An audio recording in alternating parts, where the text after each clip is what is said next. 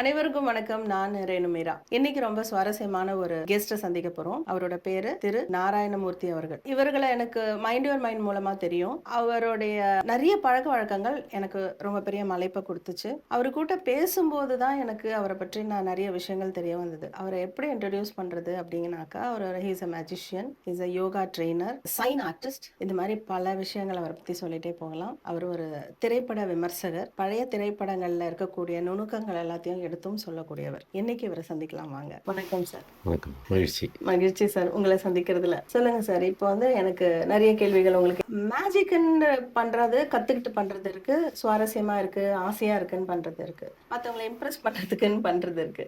நீங்க அந்த மேஜிக் பின்னாடி போனீங்களா இல்ல மேஜிக் உங்களை தேடி வந்துச்சா?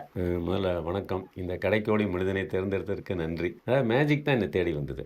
நான் மேஜிக்கு தேடி போகல. நான் கரூரில் இருக்கும்போது ஒரு நண்பர் வந்து சந்தித்தேன். அவர் வந்து is a magician, is no more. But அவர் தான் எனக்கு முதல் டீச்சர் மேஜிக்கு வந்து. அவர் தான் எனக்கு ரொம்ப சுவாரஸ்யமாக இருந்தது மேஜிக்கு கற்றுக்கும் போது. நான் கமர்ஷியலாக ஐ டோன்ட் டூ மேஜிக்.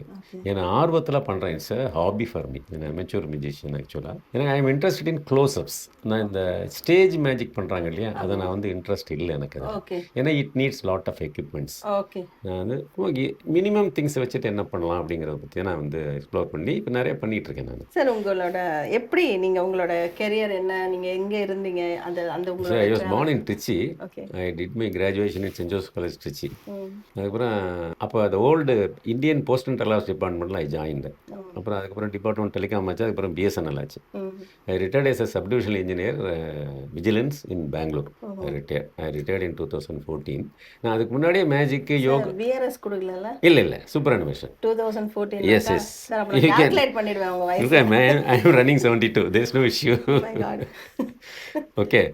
முன்னாடியே நான் யோகா மேஜிக்லாம் கொஞ்சம் கொஞ்சம் இருந்தேன் நான். அப்போ பட் ரிட்டையர் ஆனதுக்கப்புறம் வந்து இதில் இன்னும் கொஞ்சம் தீவிரமாக உள்ளே போனேன் நான். Yoga and magic, language. என் ஆரம்பத்துலேருந்தே லாங்குவேஜில் எனக்கு இன்ட்ரெஸ்ட் உண்டு. தமிழ், இங்கிலீஷில் ரெண்டுலேயுமே. கிராமரில் லாங்குவேஜ் பார்த்தீங்கன்னா இப்போ இங்கிலீஷில் வந்து நான் வந்து கடந்த 6 வருஷமாக நான் வந்து ஒரு குரூப்பில் வந்து டெய்லி இங்கிலீஷ் லெசன்ஸ் போட்டுட்டு இருக்கேன், வித்தவுட் எனி பிரேக்.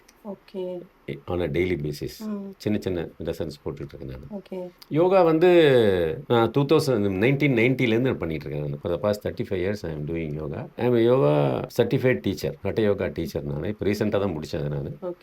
யோகா அப்படின்னும் போது எல்லா மனிதர்களுக்கும் யோகா அப்படின்றது வந்து தேவை. அது வந்து உடல் ஆரோக்கியத்துக்கு சப்போர்ட்டிவாக இருக்கும் அப்படின்றது வந்து இப்போ சமீப காலமாக நம்ம சொல்கிறோம். எனக்கு இந்த ஹவுஸ் ஒய்ஃப்ஸ் அப்படின்றவங்களுக்கு வந்து கொஞ்சம் எக்ஸ்க்ளூசிவாக ஏதாவது சுலபமான விஷயங்கள், ஏன்னா ரொம்பலாம் வளைஞ்சுன்னு இது பண்ற அளவுக்கு வந்து ப்ராக்டிஸ் இல்லாம வீட்டு வேலைகள் செய்யறதே நான் வேலையாவே இருக்கேன்னு சொல்றதும், அது தாண்டி இந்த மாதிரி ஃபிளெக்சிபிளா உடம்பு வச்சுக்கிறதுக்கு ஏதாவது வழி இருக்கு? அதாவது நல்ல கேள்வி கேட்டீங்க. எப்படின்னா நீங்கள் அப்படியே தலைகளாக நின்று இப்படியே வளைச்சி அப்படி வளைச்சி யோகா பண்ணணும்னு அவசியம் கிடையாது. லேடிஸ்க்கு வந்து அவசியம் பண்ண வேண்டிய விஷயங்கள் கொஞ்சம் இருக்குது. ஒரு 10 minutes நீங்கள் ஸ்பெண்ட் பண்ணால் போதும்.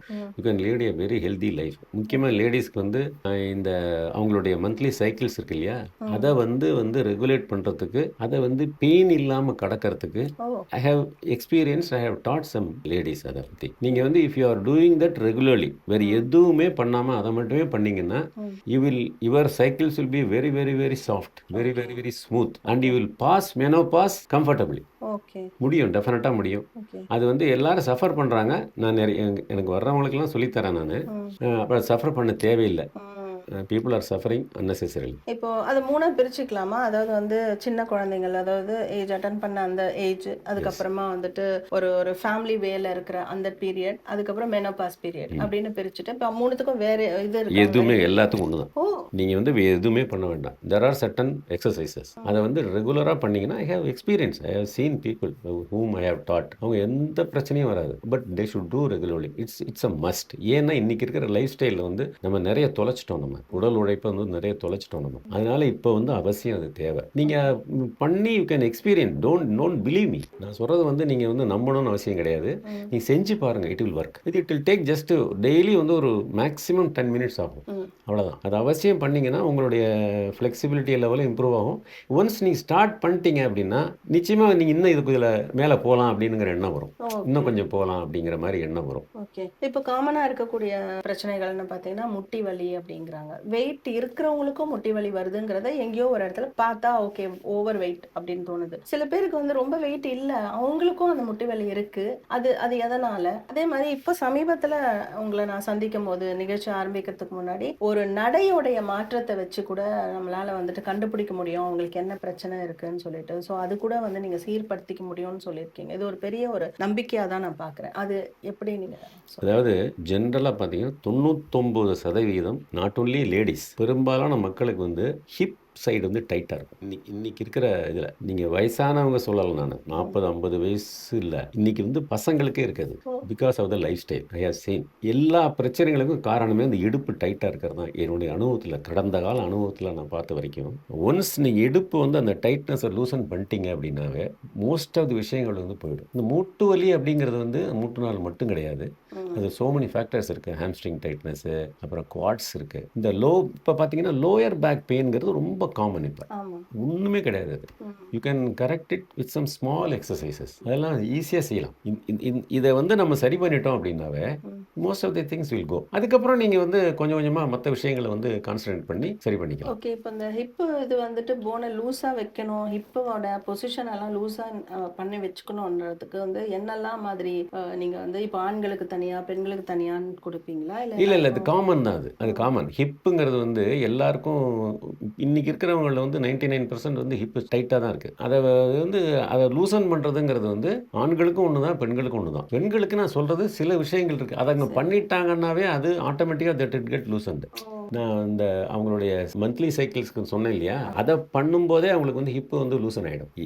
இப்போ நம்ம வந்து இப்போ எல்லாரும் கீழே குனிய முடியல, கீழே குளிய முடியும்னா கீழே குளிய முடிஞ்சு ஒன்று எடுக்கிறது முடியல, கீழே உட்காந்தாங்கன்னா கை ஊனாமல் எழுந்திருக்க முடியல இல்லையா, இப்போ சைடில் குனிய முடியல, கீழே உட்காந்து சாப்பிட முடியல இன்னைக்கு பல பேருக்கு இல்லையா. இது எல்லாத்துக்குமே வந்து ஹிப்பு தான் காரணம். அது நம்ம சரி பண்ணிட்டோம்னா மூட்டு வலி சர்வசாதாரணமாக போயிடும். மூட்டு வலிக்கும் தனியாக இருக்கு, அதுவும் ஒரு பார்ட், ஹிப்பும் வந்து ஒரு பார்ட். அதை சரி பண்ணாமல் முடியாமல் நீங்கள் மூட்டு வலியை வந்து சரி பண்ணால் எகெயின் இட் வில் கம்.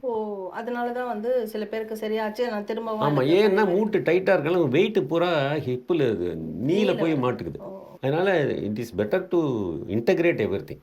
அதுக்கேற்ற மாதிரி அதோட தொடர்ச்சி தான் உணவு பழக்கமும். ஆமாம், உணவு பழக்கம் அவசியம். நான் என்னோட அனுபவத்தில் வந்து நான் அதை எக்ஸ்பீரியன்ஸ் பண்ணியிருக்கேன். பிகாஸ் இந்த கோவிட் பீரியடுங்கிறது எனக்கு பெரிய வரமாக இருந்தது. அந்த டயத்தில் எக்ஸ்ப்ளோர்ட் அ லாட். நான் வந்து யோகாவும் சரி, ஃபுட் ஹேபிட்ஸும் சரி நிறைய பண்ணிட்டேன். நான் ஃபுட் ஹேபிட்ஸ்னால் நான் பார்த்த என்னோட அனுபவத்தில் எப்படின்னா, இந்த more you take fruits and vegetables, அந்த அந்த உணவு பழக்கத்திலே பல விஷயங்களை சரி பண்ண முடியும். I have seen. ஏன்னா எனக்கெல்லாம் இப்போ காய்ச்சல் வருது அப்படின்னா I don't go to doctors. இப்போ நாங்களே தான் சரி பண்ணிக்கிறோம். எந்த மருந்துல வீட்டில் இருக்கிற விஷயங்களை வச்சு சொல்கிறேன் நான். ஏன்னா மருந்துங்கிறது இட் இஸ் அன் ஆன்டிபயோட்டிக். அது நிச்சயமாக சைடு எஃபெக்ட்ஸில் உண்டு பண்ணும். அது சில பேர் என்ன சொல்கிறாங்கன்னா, என்ன மருந்து எடுத்துக்கிட்டாலும் நீங்கள் அந்த மருந்து உங்கள் உடம்பை விட்டு போகாது அப்படிங்கிறாங்க. கோர்ஸ் அதுக்கு உண்டான தரவுகள் தெரியல. பட் ஸ்டில் அது வந்து மாஸ்க் பண்ணும், அவ்வளோதான். அது இட் வில் நாட் கியூர். ஏன்னா I have seen, I have experience. எனக்கு சில பிரச்சனைகள் வந்தப்போ I have come out of it without any. In fact surgery எனக்கு ரெக்கமெண்ட் பண்ணாங்க ஒரு கேஸில். You have to go for surgery. I have come out of it without surgery. நான் ஒரு மூட்டு பிரச்சனை இல்லை எனக்கு ஒரு ஸ்டேஜில். ஒரு சின்ன காயத்தில் ஏற்பட்டது, corrected it without any medicine. உணவே மருந்தில் பண்ண முடியும், அது எல்லாரும் பண்ண முடியாது. 100% ஐ கேன் சஜஸ்ட், பட் அதை யாரும் வந்து ஃபாலோ பண்ண முடியாது 100% இன்னைக்கு இருக்கிற சூழ்நிலையில். அதனால இட் எக்ஸசைஸ் வில் சப்ளிமெண்ட் இந்த ஃபுட். போத் ஆர் காம்ப்ளிமெண்ட்ஸ் என்னை பொறுத்தவரைக்கும். நிறைய பேருக்கு வந்து இந்த கேள்விகள் இருக்கலாம். உங்களுக்கு வந்து மூட்டு வலியாகவோ அல்லது இந்த மாதிரி உணவு பழக்கங்கள் பற்றின சஜஷன்ஸ் சிம்பிளாக எங்களுக்கு வந்து 1-2 யோகா சொல்லி கொடுத்தீங்கன்னா நல்லதுன்னு தெரிஞ்சதுன்னா சாரோட நம்பர் இங்கே டிஸ்பிளேல வரும். நீங்கள் அந்த நம்பரை காண்டாக்ட் பண்ணுங்கள். அடுத்தது வந்து சார் உங்ககிட்ட நான் ரொம்ப ரசித்த ஒரு விஷயம் என்னன்னா, நீங்கள் அந்த கரெக்ஷன்ஸ் எழுதி கொடுக்கும்போது தமிழாக இருந்தாலும் சரி, ஆங்கிலமாக இருந்தாலும் சரி, நீங்கள் வந்து ப்ரூஃப் பார்க்கறது, அது கரெக்ஷன் பண்ணி கொடுப்பீங்க. இப்படிதான் உங்களுக்கு ஒரு புனைப்பெயர் வேற ஒன்று இருக்கு, நக்கீரன் அப்படிங்கிறது வந்து இவருடைய புனைப்பெயர். நெற்றிக்கண் திறப்பினும் புனைப்பெயர் எல்லாமே சில பேர் கூப்பிடுறாங்க அது மாதிரி. நெற்றிக்கண் திறப்பினும் குற்றம் குற்றமே அப்படின்னு சொல்லிடுவாரு. அதை கடைசியில் போயிட்டு பெரிய பெரிய ஸ்காலர்ஸ் கிட்ட இருந்து பெரிய டாக்டரேட் முடிச்சவங்க கிட்ட எல்லாம் போயிட்டு நாங்கள் எல்லாம் கேட்டு விசாரிச்சுட்டு வந்து பார்த்தோன்னா அது தப்பாக தான் இருக்கும். அதனால வந்து இவர் வந்து சொன்னால் அந்த அவ்வளோ பர்ஃபெக்ஷன் இருக்கும். எப்படி சார் உங்களால் வந்து அந்த அதில் உங்களுக்கு இதெல்லாம் இன்ட்ரெஸ்ட் இல்லாமல் வராது. ஸோ அதில் எப்படி உங்களுக்கு இன்ட்ரெஸ்ட் வந்து எப்படி உங்களுக்கு வந்து ஒரு ஃபுல் பேஜில் இத்தனாவது லைன்ல டக்கு டக்கு டக்குன்னு நீங்க பிடிச்சிருவீங்க கரெக்ஷன்ஸ் இருக்குன்னு சொல்லிட்டு. அது எப்படி அது பண்றீங்க? முக்கியமான காரணம் வந்து I am grateful to my teachers. ஆ, புரியுதா? எனக்கு தமிழ்லேயும் சரி இங்கிலீஷ்லேயும் சரி எக்ஸலண்ட் டீச்சர்ஸ் இருந்தாங்க ஹை ஸ்கூல் லெவலில். ஓகே, நாங்கள் போய் your very almost perfect in grammar in 8th standard. Okay. என்ன தமிழ்லேயும் சரி போத் தமிழ் அண்ட் இங்கிலீஷ். நான் வந்து எனக்கு அதில் இன்ட்ரெஸ்ட் வந்துடுச்சு. அப்புறம் லாங்குவேஜில் வந்து அது மாதிரி சொல்லிக் கொடுக்க ஆரம்பிச்சதுக்கப்புறம் ஐ டுக் இன்ட்ரெஸ்ட். ஓகே. நான் I'm still in touch with the language, both languages, okay. Tamil grammar English grammar எல்லாத்துலேயுமே வந்து அதனால தான் I'm able to post grammar lessons for the past 6 years. ஓ. ஒரு மெஜிஷியன்ஸ் குரூப்பில் ஆரம்பிச்சது, இன்னைக்கு மைண்ட் யுவர் மைண்ட் குரூப்லேயும் வந்துட்டு இருக்காது. இப்ப நீங்க அது கூடிய சீக்கிரத்துல புத்தகமா கூட அது வெளியிட. மாதம் மாதம் பண்ணிட்டு இருக்கேன். இப்போ நான் I am okay. Releasing every month. அந்த அந்த ஒரு மாதம் 30 நாள் 31 நாள் இருக்கிற லெசன்ஸை ஓகே. அப்படியே ஒரு புக்காக ரிலீஸ் பண்ணுறேன் நான். மீன் சாஃப்ட் காப்பியாக. ஓகே. இப்போ அதே மாதிரி தான் தமிழ்லயும். ஆமாம், தமிழில் நான் அந்த மாதிரி டெய்லி போடுறதில்ல. ஏன் கேட்கும்போது நான் ஹெல்ப்பிங். எனக்கு ஆக்சுவலாக தமிழ் இங்கிலீஷில் காரணம்னு சொன்னீங்கன்னா, என்னுடைய பாஸ் ஒருத்தர் இருந்தார், Mister Muthusaravanan. Is also no more. எங்கள் 2 பேருக்கும் ரொம்ப நல்ல சிங்க் இருக்கும். அதனால் அவரும் ஒரு முக்கியமான காரணம் என்னுடைய லாங்குவேஜ் growth. அவரும் is proficient both in Tamil and English. Okay, அவரும் ஒரு காரணம் எனக்கு. ஓகே. இப்போ அதே மாதிரி இந்த கையெழுத்து பற்றி கூட நீங்க பல விஷயங்கள் சொல்லியிருக்கீங்க. அதாவது வந்து நார்மலா வந்து எல்லாரும் சைன் போடுறாங்க அப்படின்றது கிடையாது. சைன் அப்படிங்கிறது இட்ஸ் அன் ஆர்ட். எஸ். அது அது வந்து பெரிய விஷயம் அப்படின்றத சொல்லி உங்களுடைய கார்டும் எங்களுக்கு காட்டியும் இருக்கீங்க. அது இல்லாத வந்து ஒருத்தங்க ஒரு விஷயத்த பண்றாங்க அப்படின்னா நம்ம சைனும் நம்ம பண்ற விஷயங்களும் அந்த இடத்துல வந்து சேரணும் அப்படின்னு நீங்க சொல்லியிருப்பீங்க. ஸோ அந்த மாதிரி நான் ஓவியர்களுடைய கையெழுத்துக்களை ரசிச்சிருக்கேன். சில பேர் வந்து பெரிய பெரிய ஓவியர்கள் எல்லாம் அவங்களோட கையெழுத்து இந்த மாசே அப்படின்னு போட்டாலே ஆமாம், வந்துட்டு மணியன் அது செல்வன். மணியன் செல்வன் அப்படின்ற மாதிரி இருக்கும். அது அவங்களோட ஓவியத்தையும் என்னால மறக்க முடியாது, அந்த மாசேங்கிற கையெழுத்தையும் மறக்க முடியாது. அந்த மாதிரியான விஷயங்கள் பத்தி சொல்லிங்க சார். எனக்கு வந்து சின்ன வயசுலேருந்தே கையெழுத்து மேலே ஒரு ஆர்வம் உண்டு. நான் வந்து கையெழுத்து போட்டி போனால் நான் தான் பரிசு வாங்குவேன் நான். ஆனால் அதனால் எனக்கு இந்த ஒரு 70களில் 60கள் எண்டில் 70கள் ஆரம்பத்தில் பார்த்தீங்கன்னா இந்த சினிமா போஸ்டரில் வந்து ஈஸ்வர், உபால்டு, சோமுங்கிறது வந்து இதில் வராது. அவரும் போஸ்டர் வரும். அவங்க கையெழுத்து ரொம்ப வித்தியாசமாக, அதாவது அந்த சிக்னேச்சர், அந்த போஸ்டர் கீழே சிக்னேச்சர் இருக்கும். அவங்களோட எழுத்தும் வந்து வித்தியாசமாக இருக்கும். அதாவது கொஞ்சம் டிசைனாக இருக்கும். நான் அதை பார்த்து தான் கற்றுக்கிட்டேன். யாரும் எனக்கு சொல்லித்தரல. இன்ஃபேக்ட் நான் ரொம்ப ரசிகன். இந்த ஈஸ்வர், உபால்டு, சோமு இவங்க 3 பேருடைய ரசிகன் நான். ஆக்சுவலாக நான் இன்ஃபேக்ட் உபால்டு சாருடைய ஸ்டுடியோக்கோ போய் ஒரு நாள் கற்றுக்கிட்டேன் போய் நான். நான் போனது அவருக்கே தெரியாது.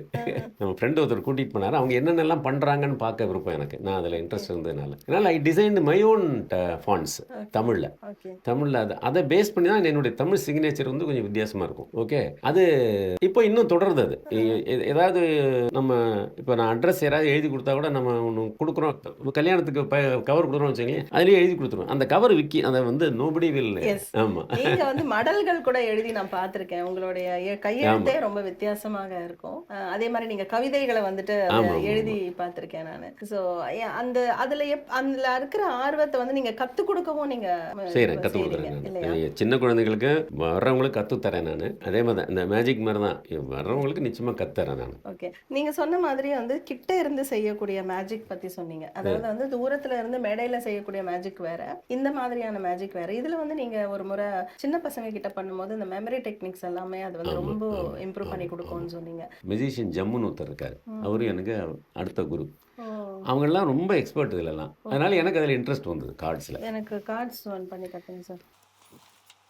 அதாவது இது வந்து இங்கே பாருங்க, இதில் வந்து ஏதாவது பேட்டர்ன் எதுவும் கிடையாது. இட்ஸ் ரேண்டம்லி இருக்கிற கார்ட்ஸ். இது ரேண்டம்லி ஷஃபிள்டு கார்ட்ஸ். ஓகே, இதில் வந்து நீங்கள் என்ன பண்ணுங்க, okay we'll have a cut. இந்த அரேஞ்ச்மெண்ட்டும் நான் போட்டோம். இப்போ நீங்கள் இதில் வந்து யாராவது ஒரு கார்டு எடுத்துட்டு கீழே வச்சிருங்க, பார்க்கவே தேவையில்லை. பையங்க வைங்க, இதான் எனி கார்டு இப்படி கீழே வச்சிருங்க. ஓகே, எடுங்க, நோ ப்ராப்ளம். கீழே வச்சிருங்க. நீ கூட பார்க்க வேண்டாம், கீழே வச்சிருங்க. ஓகே, இப்போ இதில் இருக்கிற கார்டு அத்தனை எனக்கு மெமரி, எனக்கு தெரியும். ஏன்னா அரேஞ்ச்மெண்ட்டாக இருக்கட்டும். இதில் இப்போ நான் ஜஸ்ட் அப்படி போட்டேன்னா என்ன கார்டு இல்லைங்கிறத கண்டுபிடிப்பேன். ஓகே, பாருங்க, இப்போ இதில் just I will have a glance. இந்த கிளான்ஸ் பண்ண உடனே உங்களுக்கு அந்த கார்டு என்னங்கிறத நான் வந்து சொல்கிறேன். எனக்கு தெரியும் அது என்ன கார்டு அப்படிங்கிறது. இப்போ வந்து இதில் வந்து என்ன கார்டு இல்லைங்கிறத நான் கண்டுபிடிச்சிடறேன். நீங்கள் எங்கே இப்போ நான் சொல்கிறேன், நான் சொன்னதுக்கப்புறம் நீங்கள் காமிங்க. நான் சொல்லிடுறேன். நான் I know which card you have taken. You have taken Ace of Hearts. நான் அவர் சொன்னதை நான் பார்க்கல, நீங்க பாருங்க. கரெக்டா சார் ஆமாம் சார் இதில் எதாவது அடையாளம் அதெல்லாம் இருக்குமா? ஒன்றும் கிடையாது. இது ஒரு டெக்னிக். இது டெக்ஸ்டரிட்டின்னு சொல்லுவாங்க இதில். அதாவது slide of hands, dexterity. Dexterity. அதாவது நீங்கள் அப்புறம் அதே மாதிரி இந்த கார்ட்ஸை பொறுத்த வரைக்கும் நான் இன்னொரு வாட்டி எடுக்கட்டுமா? No issues. அதில் அனதர் கட் இல்லை. இதுக்கு சொல்கிறேன்னா இன்னொன்று அப்படியே இங்கே காட்டவே வேண்டாம், நீங்கள் அப்படியே வைங்க எடுத்து. இங்கேயே எடுத்துடுறேன். இது அதாவது சின்ன டெக்னிக் தான் இது. இது எல்லாரும் கற்றுக்கலாம். கற்றுக்க முடியாதுன்னு ஒன்றும் கிடையாது. ஓகே. இப்போ இதில் வந்து இதில் வந்து ஐஎல்சி இந்த கார்டு நீங்கள் எடுத்த கார்டு வந்து 7 கிளப்ஸ் பாருங்கள். இதையும் நீங்களே பாருங்க. ஆமாம் சார். ஸோ இதுவும் வந்து மெமரிக்கும் ரொம்ப சம்மந்தம் இருக்கு. எல்லாமே இருக்குது. நீங்கள் மெமரின்னா சின்ன சின்ன மெமரி தான், பெரிய இது கிடையாது. ஓகே. இப்போ வந்து இன்னொரு ஒன்று காட்டுறேன் பாருங்கள். இதில் என்ன இருக்குது? 4 பிளாக் கார்டு இருக்குது, 4 ரெட் கார்டு இருக்குது. ஆமாம். கரெக்டாக? வேறு 8 கார்டு தான் இருக்குது இதில். 1 2 3 4 5 6 7 8. இந்த இந்த ட்ரிக் இருக்குல்ல madam, very few people do. இப்போ பாருங்கள், ஒரு பிளாக் எடுத்துட்டேன் நான். ஓகே. அடுத்த பிளாக் எடுத்துட்டேன் நான். அடுத்த 2 3 4. ஓகே. இதை வந்து பிளாக் எல்லாம் ஒன்றா பண்ணிடுறேன் நான். ரெட் எல்லாம் ஒன்றா பண்ணிட்டேன். ஓகே. இங்கே என்ன இருந்தது? ரெட் இருந்தது, அங்கே பிளாக். ஓகே. பாருங்க 1 2 3 ரெட் இருந்தது, ஆனால் it has become black. Okay. 1 2 3 again black. Okay. 1 2. Sir இருங்க அவசரப்படாதீங்க.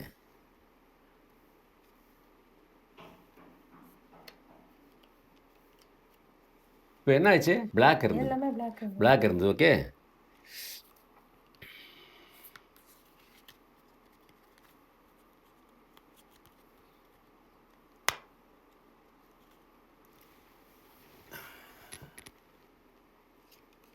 எப்படி ரெட்? எல்லாமே ரெட்டு. ஓகே. எல்லாமே ரெட்டு. இப்போது இது ரெட்டு. ஓகே. இதுவும் red. Okay. All are red. ஆமாம். முதல்ல பிளாக்கு ரெட்டு வச்சுது, அப்புறம் இதெல்லாம் பிளாக் ஆச்சு, மறுபடியும் ரெட் ஆச்சு, இப்போ திருப்பி வச்சுட்டேன். இதில் வந்து 4 8 கார்டு காமிச்சேன் உங்கள்கிட்ட. கரெக்டாக? 3 பிளாக், 4 பிளாக்கு, 4 ரெட்டு. அது மாற்றமே இருக்காது. ஆனால் இப்போ எப்படி இருக்குன்னு நினைக்கிறீங்க? நான் முதல்ல வந்து கிளப் வச்சு திருப்பி ரெட் ஆச்சு, கடைசியாக ரெட் ஆச்சு. எல்லாமே ரெட்டாக தான் இருக்கணும். அதான் இல்லை. இப்போ பாருங்க, இப்போ ஒரு it will be a salad. C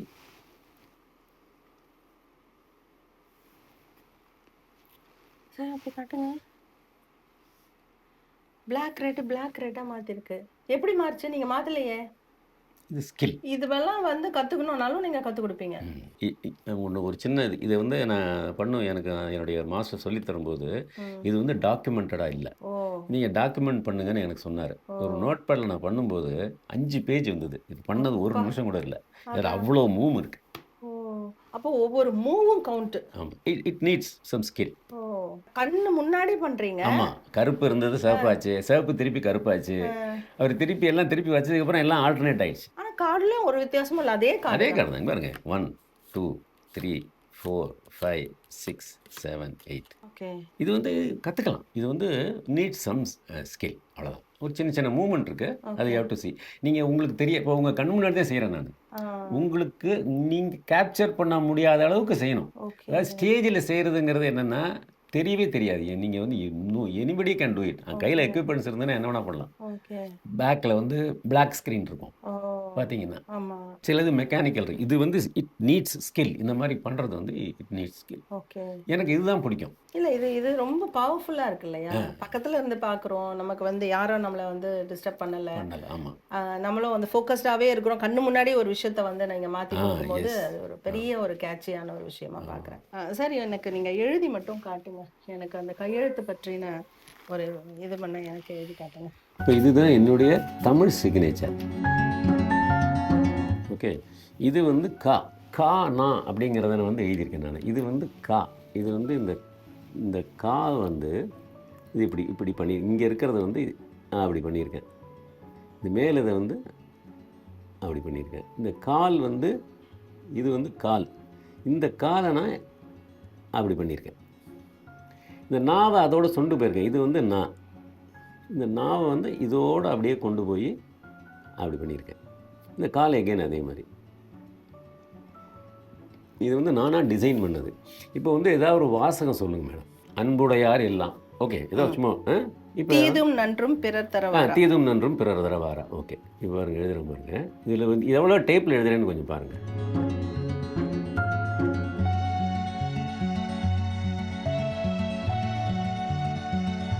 இது வந்து ஒரு டைப். இப்போது இது ஒரு டைப் ஆஃப் ஃபாண்ட்.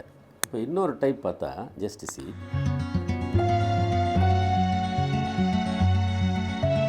இது ஒரு டைப். இதை இன்னொரு எழுதுகிற பாருங்க. இது மாதிரி நம்மளுடைய கற்பனையை பொறுத்து தான் இருக்குது. நம்ம வந்து டிசைனை வந்து கொண்டு போயிட்டே இருக்கலாம் எப்படி வேணாலும். நீங்கள் வந்து இதே டிசைனை வந்து கொஞ்சம் அப்படி மாற்றணும்னு நினச்சிங்க வச்சுங்களேன்.